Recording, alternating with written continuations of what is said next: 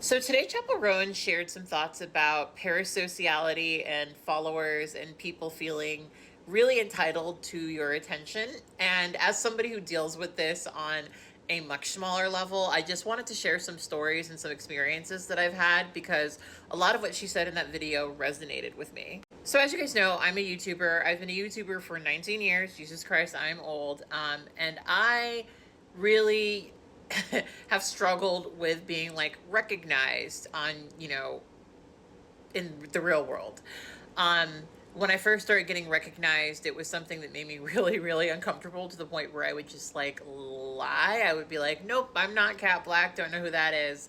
Um, and as I've, got more comfortable in Los Angeles, I've had to sort of accept that I'm going to get recognized and I'm going to socialize with people who know who I am, and that just is what it is. And so, on even my small level, I quite regularly deal with people who are aware of me and are, before I meet them, in somewhat of a parasocial relationship with me. I've talked about this on Patreon and a little bit publicly, but I'll share this. So trigger warning coming up for SA. But I was sexually assaulted about a year ago by an Uber driver, and it just so happened that I had to go to jury duty, or I got called in to maybe do jury duty, literally like the next couple of days, right? And so I had to take an Uber to go into the city to, go to the courthouse and everything. And I had um, an emotional break, I'll just say, because getting back into an Uber was kind of traumatic for me, if I'm being honest. And so I remember going to downtown and getting out and going to Grand Central Market, and I was having like a breakdown, right? Like I was like, Grand Central Market's already like overwhelming, but I was having like a trauma response, and I needed to collect myself. And I could feel as I'm like in a moment of like feeling emotional pain and anguish, this energy of a person who's recognizing me, who wants my attention, who wants to have a really positive interaction with me and is really, really excited to see me. And like they, and the people that I meet who recognize me, usually it's you've changed my life. You're so amazing. Da da da da da. Like it's always very uplifting stuff, right?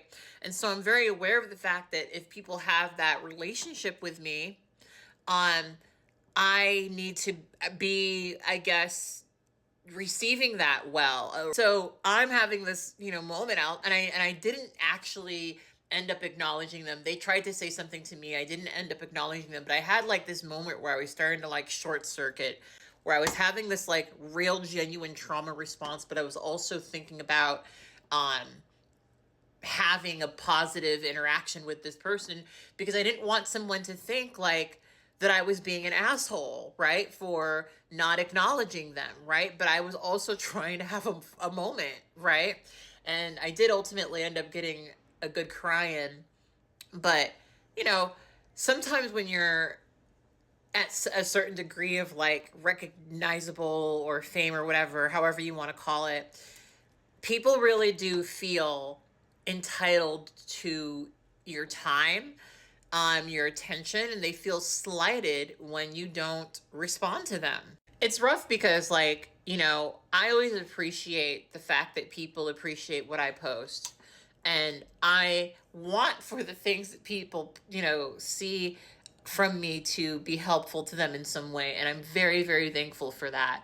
Um, but I guess, for me, it has always been kind of rough having this way of existing where people feel like they know you before you even know them.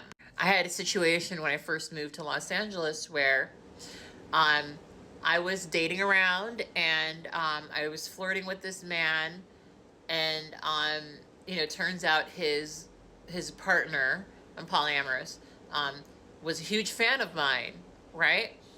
Um, and so he actually like tried to date me because his partner was a fan of mine, and I would later figure out that like he wasn't really even attracted to me. He was just trying to date me because his partner was a fan of me, right? Like people do these things where, it's, they just don't really respect that you are like a person, right? Like who deserves maybe boundaries, or, has your, you know what I mean? Like, and that can be really rough. And if I'm dealing with it, I know for a fact Chappell Roan is dealing with it in a much more extreme way. Like, I'm always very thankful whenever someone recognizes me, and I'm usually pretty open to taking a picture and stuff. But there have been times where, I just don't want to respond to people, and I don't want to be a jerk, or feel like I'm being a jerk. And I don't want someone to like make a video that's like, oh, Cat Black is such a bitch because, she didn't say hi to me at the after hours, or some shit like that. But, sometimes it's like I want to be able to exist without, that sort of shit. So I totally get where she's coming from. Totally get where she's coming from. And a lot of people just don't. I think it's hard to.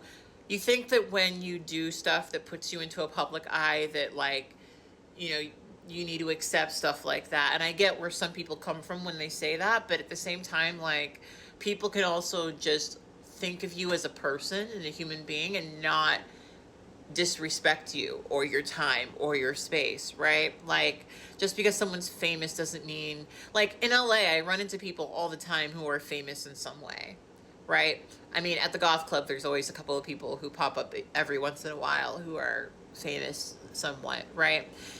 It's not the vibe to mob them. It's not the vibe to overwhelm them. It's not the vibe to like, be annoying.